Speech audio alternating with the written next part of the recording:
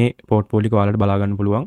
මේක වීඩියෝ එක ඔයගොල්ලෝ පෝස් කරලා හිමීට මේ ටික බලා ගන්න මම එකින් එක කියන්න යන්නේ නැහැ. මේ all coins ටික සාමාන්‍යයෙන් ඔයාලට හොඳ කැපිටල් එකක් තියෙනවා මේකට ඉන්වෙස්ට් කරන්න පුළුවන්. ඒ වගේම තව පෝර්ට්ෆෝලියෝ එකක් ඔයාලට මම මෙතනදී ඉන්ට්‍රොඩියුස් කරන්නම්. ඔයාලා ළඟ ලොකු කැපිටල් එකක් නැත්නම් සාමාන්‍යයෙන් ඔයාලට ඩොලර් 1000කට වඩා අඩු කැපිටල් එකක් නම් තියෙන්නේ. ඔයාලට මෙන්න මේ වගේ coins ටිකකට යන්න පුළුවන්.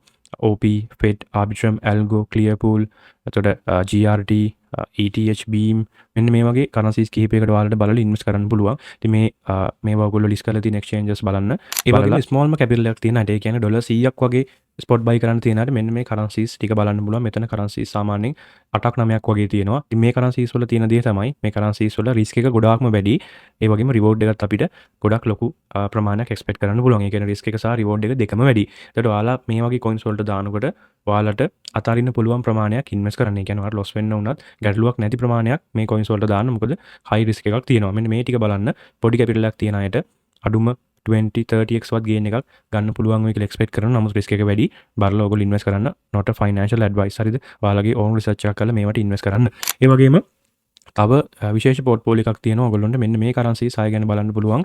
Render, Injective, Near, Avalanche, ඒ වගේම LDO සහ ADA කියන coin හයත් ඔයාලට ස්පොට් බයි කරන්න පුළුවන්. මේ coins වලටත් හොඳ potential එකක් තියෙනවා. මේ අවුරුද්දේ fourth quarter එකේදී හොඳ gain එකක් ගන්න. ඉතින් මේ portfolios හතර තමයි ඔයාලට විශේෂයෙන්ම කතා කරන්න තියෙන්නේ.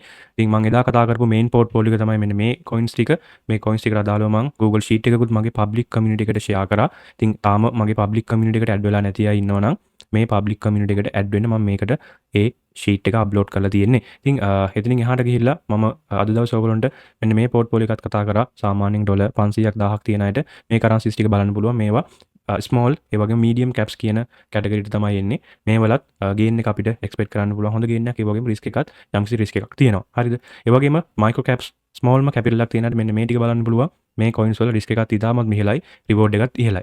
වගේම ඔයාලට සාමාන්‍යයෙන් 10 to 5x gain එකක් ගන්න පුළුවන්. risk එක අඩුවෙන් ඔයාලට invest කරන්න පුළුවන් coins හයක් මම මෙතනත් කතා කරා. ඉතින් මෙන්න මේ portfolios කිහිපය ගැන අවධානය යොමු කරන්න. ඉතින් අද දවසේ පොඩි update එකක් තමයි මම ඔයාලට කතා කරේ. මේ ටික බලලා ඔයගොල්ලෝගේ plan එක හදාගන්න. ඒ වගේම මගේ public community එකට join වෙන්න channel එකත් subscribe කරලා තියාගන්න. එහෙනම් අලුත් වීඩියෝ එකකින් නැවත හමු වෙමු. ජය වේවා හැමෝටම.